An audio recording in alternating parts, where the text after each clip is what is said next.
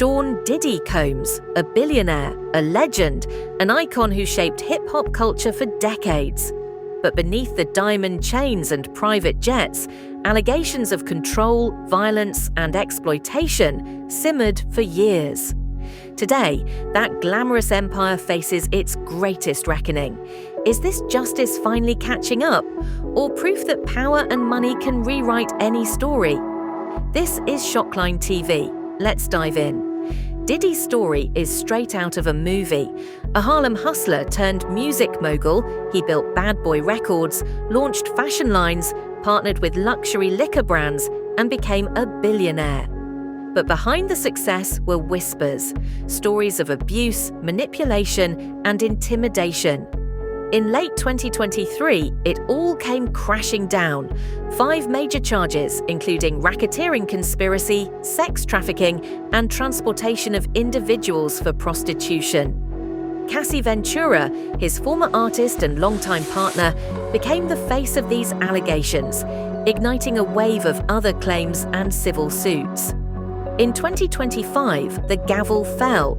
Diddy was acquitted of racketeering conspiracy and sex trafficking, the most severe federal charges. But he was convicted on 2 counts of transporting individuals for prostitution, tied to Cassie and another woman known as Jane. For many survivors, this was a long overdue moment of accountability. It might not be total justice, but it was a crack in the wall of celebrity protection. And let's be clear, this matters. Victims were finally seen and heard. We cannot gloss over that. Diddy's defense? Brian Steele, the same lawyer who dismantled Young Thug's RICO case. In America, justice often favors the wealthy.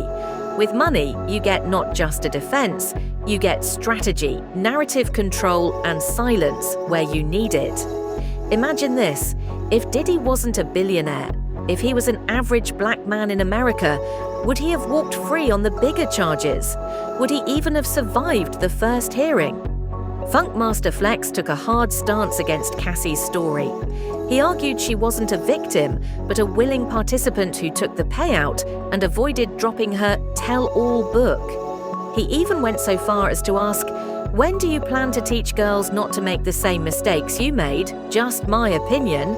Meanwhile, Hot 97's Ebro pushed back, reminding us that civil suits are often the only way victims get justice in an industry designed to silence them.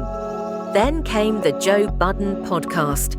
They argued that while Diddy might be an asshole, that doesn't justify federal racketeering or sex trafficking charges. They asked a crucial question: are we confusing moral failings with criminal behavior? Should being a toxic partner land someone in prison for life, especially after serving time and facing a first conviction? Or does it highlight the grey area between being abusive and being criminal? While this legal storm raged, Diddy was also locked in a high-stakes battle with Diageo, accusing them of intentionally marketing De Leon tequila as an urban brand, deliberately keeping it niche and limiting its mainstream growth. The timing of these serious charges, coming right after Diddy's explosive fallout with Diageo, left many fans and insiders wondering, was this purely coincidental or part of a calculated corporate chess game behind the scenes? As 50 Cent bluntly put it, "When you're dealing with the liquor lobby, don't think a civil case can't quickly become a criminal case." Comedian Andrew Schulz echoed this concern, suggesting billion-dollar corporate players like Diageo might have incentives to push Diddy out permanently. The liquor lobby is incredibly powerful, politically connected, and financially influential. If a high-profile figure like Diddy loses support from these corporate giants, his vulnerability to public and legal scrutiny dramatically increases. Here's the critical question: if Diddy faces a federal conviction, could Diageo use this as leverage to minimize or even reverse any settlements owed?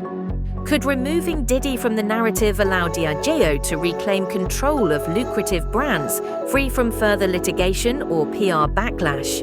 To be clear, no concrete evidence shows Diageo directly influenced Diddy's legal troubles, but it's a reminder of how corporate alliances, celebrity status, and legal battles intertwine, and just how swiftly fortunes flip when alliances collapse.